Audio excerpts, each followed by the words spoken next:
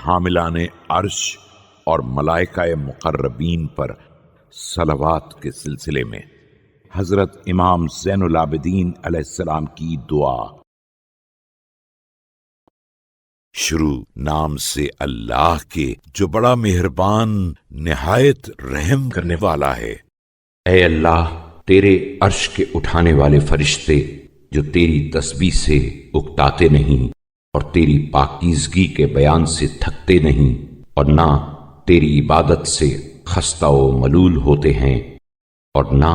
تیرے تعمیل امر میں سعی و کوشش کے بجائے کوتاہی برتتے ہیں اور نہ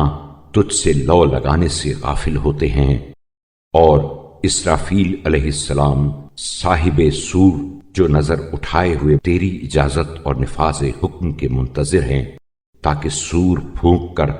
قبروں میں پڑے ہوئے مردوں کو ہوشیار کریں، اور میکائیل علیہ السلام جو تیرے یہاں مرتبے والے اور تیری اطاعت کی وجہ سے بلند منزلت پر فائز ہیں،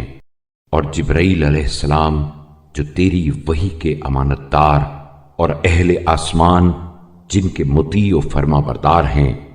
اور تیری بارگاہ میں مقام بلند اور تقرب خاص رکھتے ہیں، اور وہ روح جو فرشتگان حجاب پر موکل ہے، اور وہ روح جس کی خلقت تیرے عالم امر سے ہے،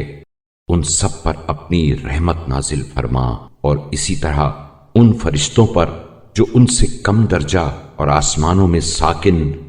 اور تیرے پیغاموں کے امین ہیں، اور ان فرشتوں پر